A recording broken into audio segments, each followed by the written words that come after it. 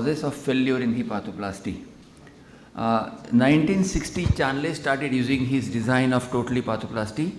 It was a marriage of metal and a poly, and it was a great success story because it was called a surgery of the century.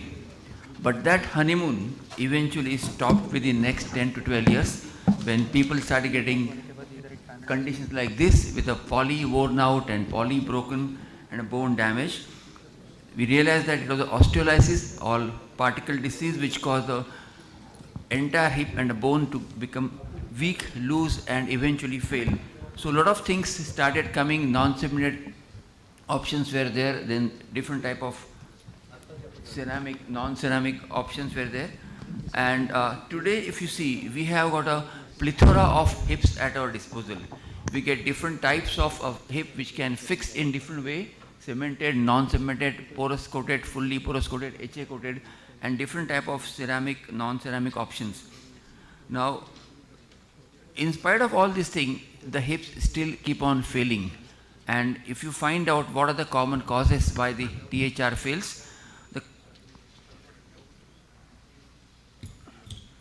the common causes are basically aseptic loosening, osteolysis. Many times these are put together, but they are not exactly identical because you can get aseptic loosening because of debonding of a cement or improper cementing if you are using a cemented stem, or improper bone ingrowth if you are doing a non-cemented components. Instability and infection. But these are not the only 4 causes. There are many more causes which can cause the problem. You can get trunnionitis, painful hip, implant breakage, impingement, periprosthetic fracture, implant corrosion, LLD discrepancy, nerve injuries, etc. And all of this can cause the early failure of your implant. Now I went through a lot of literature and we found out that there are a lot of publication on causes of failure of THR. But if you see in a nutshell, this is some sort of a table which show 4 different studies. And if you see the studies, they have given these 4 major causes: aseptic loosening, instability and infection. And each of the study has a different group. Like the first study mentioned 30% cause failure because of infection, second study mentioned 43% cause because of instability, and third study more or less equal, but more cases of failed because of aseptic loosening. The question is, why do we get all this discrepancy in failure rate? And we have to realize that these groups, these studies are done from different patient cohorts. So the patient-based patients are different. They are done by different group of surgeons. They may be well trained, half trained, not very well trained. It may be pooled from all collection of data from the entire area, or the infrastructure availability basically because the theatre quality, etc. Because all of this can lead to different causes of failure. So we'll analyze these different failures. 3 main common thing: osteolysis. And I would, rather than giving a theoretical discussion, let me tell you some cases and see exactly how the things actually happened and why these cases failed. So patient in 1999, he was initially operated by a surgeon in that time with a bipolar. Obviously it didn't work very well. It was painful, and a surgeon changed that within a year to a cemented THR. And then in 3 years time, everything failed. Everything was loose, painful.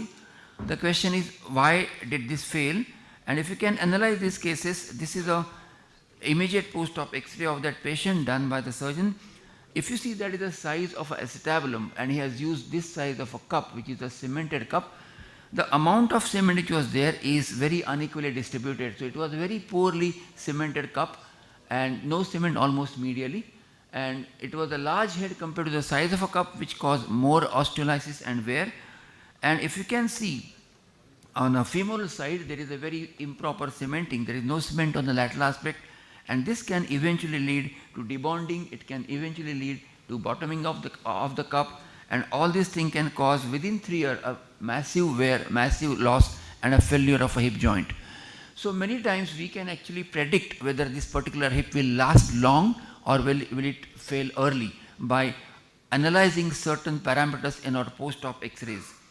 Now another case, you can see that case done in again cemented THR 1995, and within 6 years the entire thing got it got failed. There is osteolysis. You can see that the cup has become vertical, so the entire acetabulum has become loosened out and the cement is lost. There is osteolysis along the calcar area. So if you can see these X-rays, the patient has got a vertically put acetabulum, a vertically put cup. So this was the acetabular cup. This was where the cup was put. You can see there is a significant proximal migration of a cup when the primary surgery was done. That leads to significant amount of abductor inability. The high center of rotation, which cause vertical hip to be there, is a cause for increased wear in any kind of a hip. And this was a valgus stem. Again, this lead to again more vertical force, and this vertical force can increase the wear that leads to less offset, more neck length. So basically this hip then failed. So basically if you have a not very well done hip, it can fail because of early wear, early osteolysis. Now dislocation again has got multiple reasons to fail. Most of them, many of them are related to the patient, like age, the muscle tone, etiology of THR, bony soft tissue defect, poor compliance. All these things are not in the hand of a surgeon. What we have to understand is we need to look at the surgical factors, approach, acetabular orientation, and the offset neck length combination and implant biomechanics. Another case we can see, these are THR done for a hip, which you can see the dysplastic hip, post-op X-ray on the right side, and this hip dislocated within few days or few weeks from the surgery. And if you analyze this post-op X-ray, the patient has put a cup which is significantly anteverted. And this has happened because in a dysplastic hip, usually the acetabulum is significantly anteverted. Surgeon has to realize that this hip has to be kept in a less version compared to the native anteversion. And if you fail to realize this option and possibility, again you can eventually cause a surgically derived hip dislocation.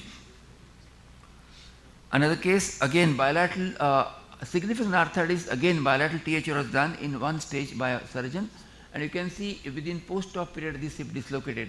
And if you can see, analyze again this patient, this is the teardrop line, that's the inclination line, that's where the cup should have been. But the surgeon has kept the cup significantly laterally, and because they put the cup into the false acetabulum, this actually led to reduction in a offset of the stem. And if you lateralize the cup without realizing the medial osteophyte, medial significant amount of bone, this will lead to a significant shortening of your abductors, because you cannot put a very long neck and restore the offset of the femoral head, because the tissues will become too tight in this situation. And this also will lead to increased anteversion, and a combination of lateralized center of rotation, short neck, short offset can cause significant dislocation. Infection, again, there are multiple things like theatre facilities, your pre-op patient preparation, use of antibiotics in the surgery, post-op period, and other factors like OT discipline. All these factors basically will lead to infection or will help the surgeon to prevent infection. It's not possible to cover everything in a short 6-8 minute talk.